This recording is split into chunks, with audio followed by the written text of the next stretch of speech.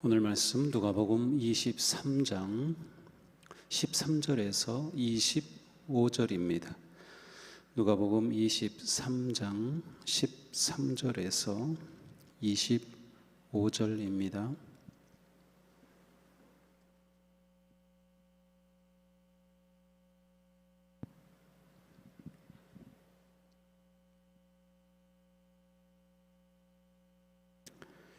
한 절씩 교독합니다. 빌라도가 대제사장들과 관리들과 백성을 불러 모으고 이르되 너희가 이 사람이 백성을 미혹하는 자라 하여 내게 끌고 왔도다. 보라, 내가 너희 앞에서 신문하였으되 너희가 고발하는 일에 대하여 이 사람에게서 죄를 찾지 못하였고 헤롯이 또한 그렇게 하여 그를 우리에게 도로 보내었도다. 보라, 그가 행한 일에는 죽을 일이 없느니라. 그러므로 때려서 놓겠노라. 무리가 일제히 소리질러 이르되 이 사람을 없이 하고 바라바를 우리에게 놓아주소서 하니 이 바라바는 성중에서 일어난 밀란과 살인으로 말미암아 옥에 갇힌 자로라.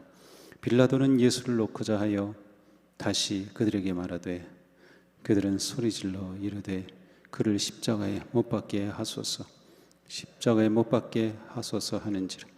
빌라도가 세 번째 말하되 이 사람이 무슨 악한 일을 하였느냐?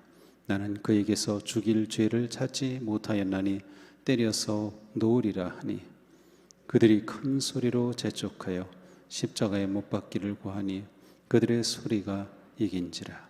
이에 빌라도가 그들이 구하는 대로 하기를 언도하고 그들이 요구하는 자 곧 밀란과 살인으로 말미암아 옥에 갇힌 자를 놓아주고 예수는 넘겨줘 그들의 뜻대로 하게 하니라.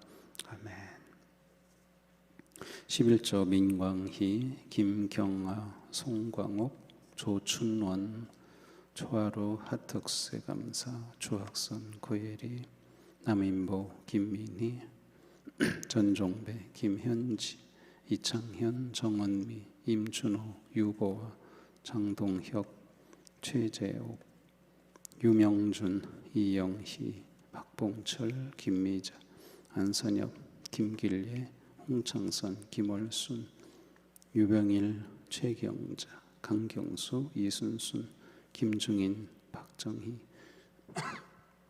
김유진, 조연화, 서영범, 주혜선, 주경선, 배수미, 이길수, 인민주, 이태인, 고현재, 박미라, 초하루 감사, 고현재강, 박미라, 고은혜, 고현솔, 박명원, 이혜선, 이근수, 김상희, 이연옥, 이영실, 유은희, 신기숙, 이용희, 신재호, 윤송희, 신원효, 신시온, 최원복, 권경희, 최미소, 최이현, 신성혁, 이명란, 신승원, 신하영, 신성혁, 이명란, 신승원, 신하영, 장유순, 강한규, 장유순, 김희자, 최명현, 백성지, 박영실, 송영희, 이내군, 이영원, 노맹임, 김형순, 박기만, 노창선, 노승선, 노유진, 노현우, 노은진, 박보람, 임봉임, 조춘원, 김정숙, 민흥기, 전이식, 김연욱, 김경아, 유수현, 유수정, 전경란, 정갑숙, 이학재, 김기임, 조영기, 최태양, 이윤철, 김용환, 이현아, 김채연, 김찬우, 박성금, 김애자, 이혜순, 조숙자, 김영철, 한현순, 박금심, 조성숙, 서정애, 안희정, 김경옥, 김길순, 우기성, 곽추향, 최정인, 정다빈, 무명으로 드렸습니다. 희망성자 신성혁, 이명란, 신승원, 신하영 그의 1차 번제물 드렸습니다. 기도합니다.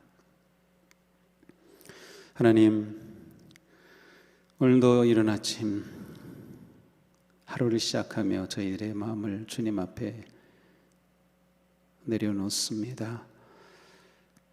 고난주간을 보내는 저희들의 마음, 삶, 영혼이 오로지 주님을 향하고 말씀 앞에 서서 주님의 그 크고 놀라우신 구속의 은혜를 깊이 새기고 감사하며 진정한 십자가의 은혜의 길로 나아갈 수 있도록 인도하여 주시니 감사합니다. 오늘도 주님을 향한 저희들의 믿음의 헌신과 기도의 간절함과 주님을 높이고자 하는 거룩한 예배의 열망으로 이 자리에 모였습니다. 주님, 이 시간 우리 모두에게 놀라우신 은총과 사랑과 평화를 베풀어 주시옵소서. 정성으로 예물을 드려 헌신하는 이 아름다운 손길을 받아 주시옵소서. 하나님의 것을 거룩하게 구별하여 드리니 주님께서 그 삶을 받으시고 기업을 받으시고 직장을 받으시고 그 모든 삶이 하나님께서 기뻐하시는 거룩한 삶 되게 하여 주시옵소서. 경제적으로 많이 어려운 이때이지만 하나님께서 놀라우신 은혜로 인도하시고 공급하시고 길을 열어주시며 부족함이 없게 채우시고 인도하여 주시옵소서. 감사의 예물, 헌신의 예물, 고백의 예물을 드립니다. 새 달을 시작하는 이 시간 초하루 주님 앞에 감사하고 특세 은혜의 시간 감사하고 자녀들의 삶을 축복하며 하나님의 은총을 구하고 건강과 지혜와 믿음을 구하며 주님의 크신 은총으로 우리 모두가 살아나기를 간절히 갈망하는 이 예물을 주님 받으시사 구체적으로 그 삶 가운데 응답하시고 역사하시고 모든 일에 감사할 일들이 더욱 넘치게 하여 주시옵소서. 작정의 이 예물을 드립니다. 이 아름다운 헌신이 하나님의 사랑을 세상에 나누며 생명의 복음을 선포하는 은혜의 제물 되게 하여 주시옵소서. 이 시간 저의 마음을 열어 말씀을 들을 때 깨닫게 하시고 그 말씀대로 순종하며 오늘도 거룩한 믿음의 길 승리하게 하여 주시옵소서. 예수님 이름으로 기도합니다. 아멘. 네, 우리 서로 축복하며 인사합시다. 깨어 기도합시다. 깨어 기도합시다. 깨어 기도합시다. 네, 깨어 기도합시다. 우리 온라인으로 참여하시는 분들도 한 50여 명 되는 것 같은데요. 네, 이미 깨셨으니까 기도의 자리에 은혜롭게 서기를 바랍니다. 예, 코로나 때문에 우리가 함께 통성으로 소리내서 기도하지 않도록 그렇게 지침이 내려와서 우리가 그렇게 통성으로 하지 못하지만 간절한 그러한 마음으로 믿음으로 기도하는 자리가 되기를 바랍니다. 자신의 호기심을 채우지 못하자 헤롯은 예수님을 다시 빌라도에게 돌려보냈습니다. 자, 빌라도는 예수님에 대해서 신문하다가 갈릴리 사람이다 라는 말을 듣고 정말 그러냐 물은 후에 갈릴리 담당자였던 그 지역의 분봉왕 헤롯에게 보냈어요. 근데 헤롯은 예수님에 대해서 처음 예수가 온다니까 내심 기뻤어요. 보고 싶어 했고 그로부터 어떤 기적이 일어날 것을 좀 보고 싶어 했죠. 그러나 전혀 예수님이 대답지 않으시자 이 헤롯은 다시 이제 빌라도에게 돌려보냈습니다. 그렇게 되자 빌라도는 다시 대제사장들과 관리들과 이번에는 백성들을 소집했습니다. 대제사장들은 신문과 재판을 주도한 핵심 세력입니다. 서기관들은 예수님을 고발하고 처형에 이르게 하는 전략을 기획한 자들입니다. 지도자들은 예수님을 체포할 때부터 중요한 역할을 했습니다. 이제 여기에 백성이 추가됐습니다. 일부 유대인들이 이 지도자들의 선동에 따라서 이 일에 동조하였습니다. 유대 지도자들은 예수님이 백성을 미혹하는 자이고 유대 민족을 선동해서 로마에 대해 반란을 시도하고 세금을 내지 말라 하고 하는 그러한 일들로 고발했지만 빌라도는 이미 이전의 신문에서 예수님에게서 아무런 죄가 혐의점이 없음을 분명하게 말했습니다. 그리고 그 일을 상기시킵니다. 빌라도는 예수님에 대해서 어떠한 혐의도 찾지 못했습니다. 인정하지 않았습니다. 그뿐만 아니라 헤롯 안티파스 역시 예수님에게서 죄를 찾지 못한 채 그대로 돌려보냈습니다. 이것 또한 예수님에게서 사형에 처할 만한 중대한 죄가 없음을 보여주는 것이라고 빌라도는 말합니다.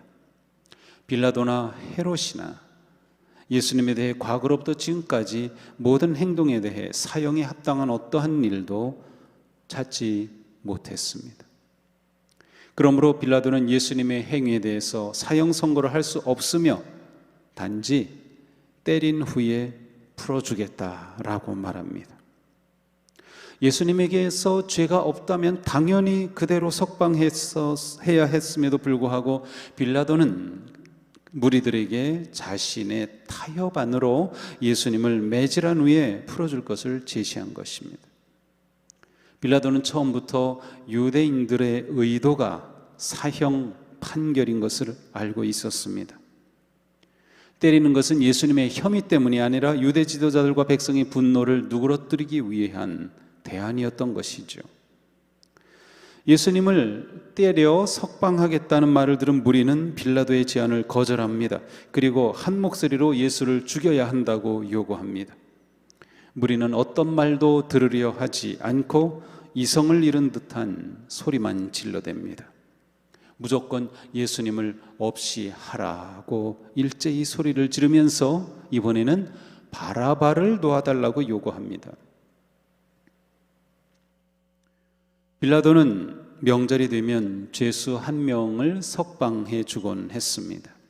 일종의 특사죠. 그런데 빌라도가 예수님을 석방하려 하자 예수님은 죽이고 바라바를 석방해 달라고 요청한 것입니다. 놀랍게도 무리가 예수님과 맞교환을 요구한 바라바는 도성에서 일어난 밀란과 살인죄로 옥에 갇힌 자였습니다. 예수님을 반란죄로 고소했지만 죄가 없음이 드러났는데 오히려 진짜 반란죄를 저지른 바라바를 놓아달라고 요청하고 대신 예수님을 반란범으로 몰아 죽이려는 군중들은 이성을 잃은 폭도가 되었습니다. 이런 요구에도 불구하고 빌라도는 두 번째로 예수님을 석방하려고 하였습니다.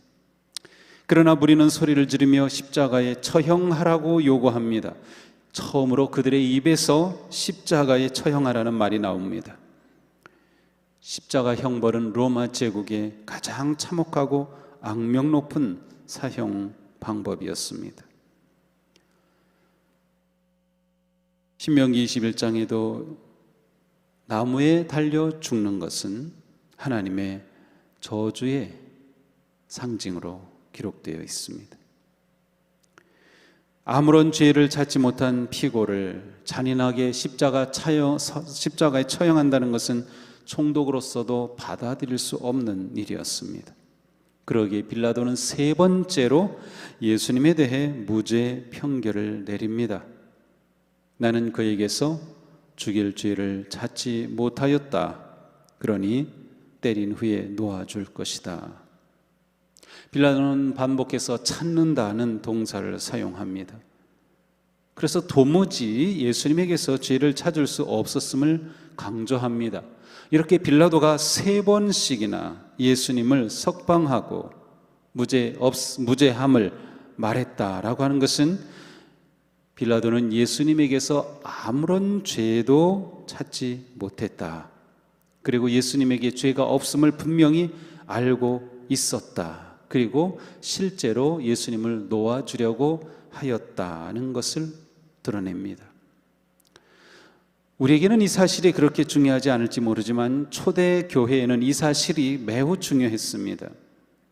왜냐하면 후에 예수님이 부활하시고 승천하신 후에 교회가 자라기 시작할 때 만약 예수가 법적으로 죄로 인하여 십자가에 죽었다라고 한다면 초대교회 성도들은 예수에 대해서 말할 수가 없었을 것입니다. 그러나 그들은 분명히 예수님은 무죄하였다라고 하는 것을 자신 있게 말할 수 있는 근거가 된 것이기 때문에 빌라도의 3번씩이나 무죄에 대한 증언과 석방의 명령은 아주 중요한 의미를 가지고 있습니다. 그러나 이러한 빌라도의 분명한 판결에도 불구하고 군중들은 조금도 뜻을 굽히지 않고 더욱더 크게 소리질러 예수님을 십자가에 못 박기를 구하였습니다. 정치적인 안정이 절실했던 빌라도로서는 이렇게 한 목소리로 군중들이 끈질기게 요구하는 것을 무시할 수가 없었습니다. 그리고 결국 그들의 소리가 이겼습니다. 빌라도의 의지가 꺾인 것이죠. 그들이 큰 소리로 재촉하여 십자가에 못 박기를 고하니 그들의 소리가 이긴지라. 결국 빌라도는 군중의 요구를 들어줍니다. 그는 군중이 원하는 것을 들어줌으로 그들의 인기를 얻고 정세의 안정을 얻으려고 비양심적으로 비굴한 결정을 내렸습니다. 마가는 빌라도의 결정의 이유를 이렇게 밝힙니다. 빌라도가 무리에게 만족을 주고자 하여 바라바는 놓아주고 예수는 채찍질하고 십자가에 못 박히게 넘겨주니라.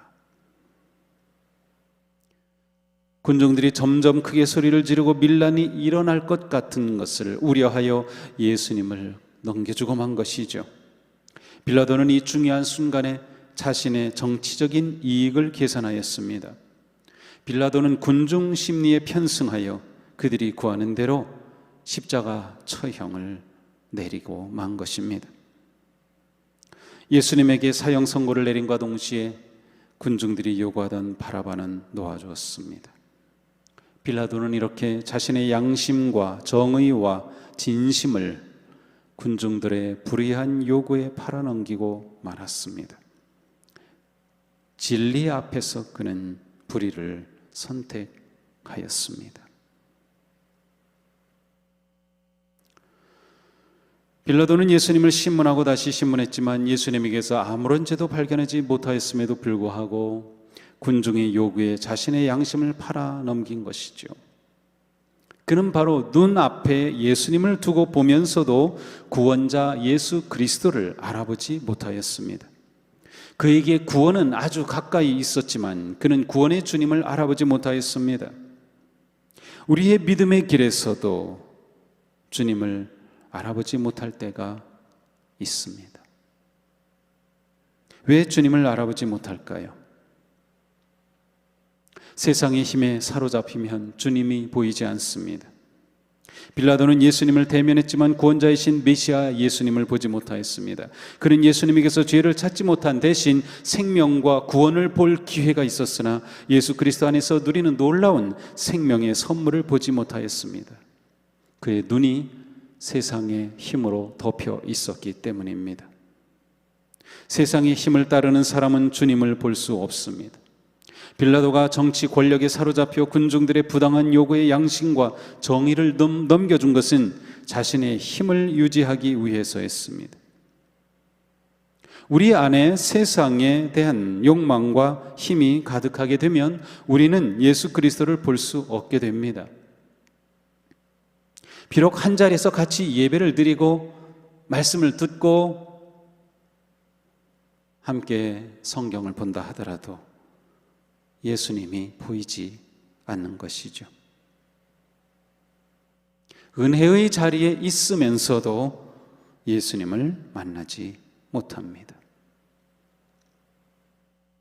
기득권에 사로잡혀도 주님이 보이지 않습니다. 대제사장들과 관리들도 예수님에게 죄가 없다는 사실을 알고 있었습니다. 그러나 그들은 예수님을 못 박아 죽여야 한다고 외쳤습니다. 그들은 자신이 누렸던 특권이 위협받기를 원치 않았습니다. 예수님의 복음의 선포와 진리의 외침으로 하나님의 나라가 가까이 올 때 그들은 자신들의 기득권이 사라지는 것을 두려워하였습니다. 그들은 예수님의 의로운 예언적 복음 선포를 받아들일 수가 없었습니다. 자신의 지위와 특권을 빼앗기지 않기를 바랐기 때문이죠. 생명의 복음은 모든 인간의 특권과 권위를 내려놓게 합니다. 그러므로 누구든지 기득권을 주장하고 새로운 변화와 도전을 거부하며 단지 현상을 유지하는 것에만 관심을 가진다면 주님은 보이지 않을 것입니다. 코로나 상황 속에서 하나님은 우리 교회가 새로워지고 본질을 회복할 기회를 주셨습니다.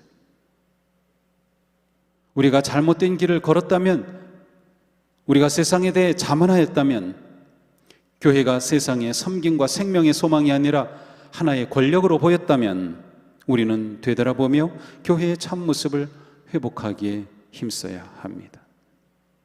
교회도 세상적인 지위와 특권이 있었다면 그것을 내려놓아야 하는 거죠. 기득권은 높은 지위의 사람이나 큰 일에만 있는 것은 아닙니다. 내가 맡은 사역에서도, 믿음의 공동체에서도, 선교회에서도, 사역팀에서도 기득권은 계속 살아서 우리의 눈을 가리는 불의의 도구가 됩니다. 우리는 십자가 앞에 자신의 모든 것을 내려놓을 수 있어야 합니다. 자신의 주장, 자신의 뜻, 자존심, 교만, 자랑, 모든 기득권을 온전히 내려놓을 수 있어야 합니다. 우리를 위해 십자가에서 생명을 내놓으신 주님 앞에서 우리도 십자가 앞에 온전히 우리 자신을 내려놓고 오직 진리이며 생명이신 주님의 은총만을 구하고 의지해야 합니다. 선입견과 편견에 사로잡혀도 예수 그리스도를 보지 못합니다. 그 자리에 모인 많은 군중은 예수님을 보면서도 하나님의 아들임을 깨닫지 못하였습니다.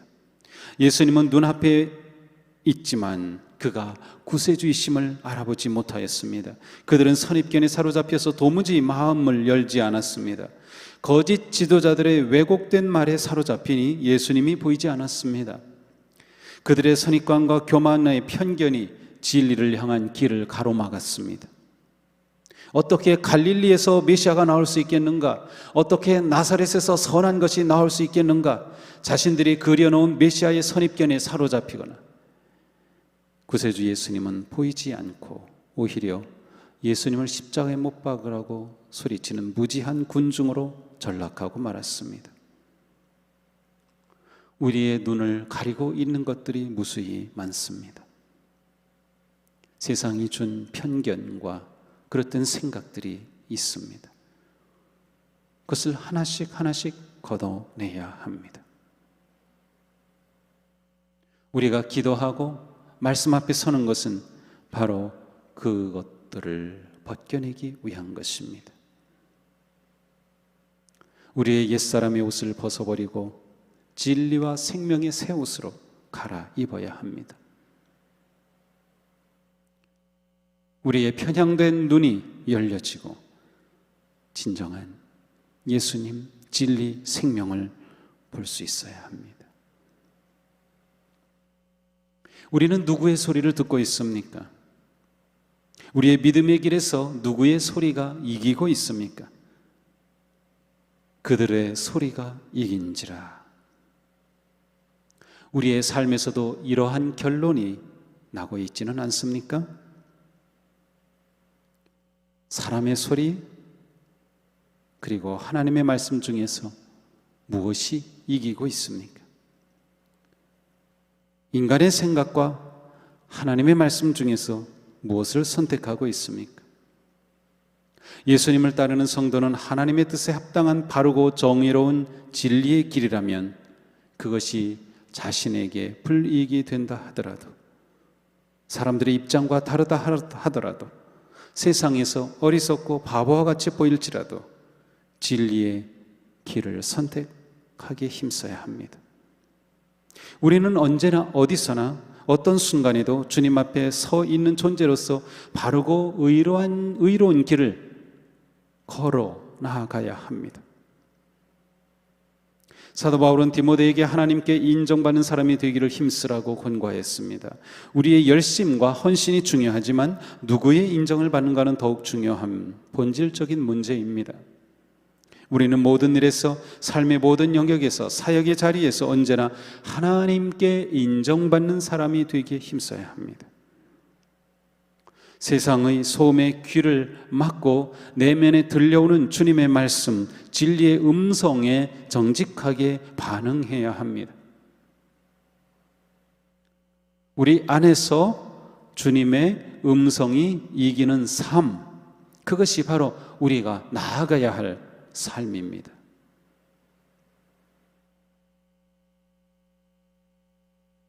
우리는 매일매일 살면서 끊임없이 이 기로에 섭니다. 내 욕심과 주장의 소리, 세상의 소리, 아니면 내게 주시는 주님의 음성, 무엇이 이기고 있습니까? 오늘도 하루를, 그리고 고난주간을 보내면서 내 안에서 희미해진 주님의 음성이 점점 커지고, 그래서 마침내 주님의 음성이 이기는 삶으로 나아가기를 바랍니다. 내 목소리는 점점 작아지고 주님의 음성이 이기는 삶이 되기를 축복합니다. 그리하여 우리의 삶에 십자가가 더욱 선명해지고 우뚝 서게 해야 합니다. 그러니 우리는 더욱 하나님의 은혜를 의지하고 십자가의 은혜 안에 머물러야 할 것입니다. 오늘 내 삶에서 누구의 음성이 이기기를 원합니까?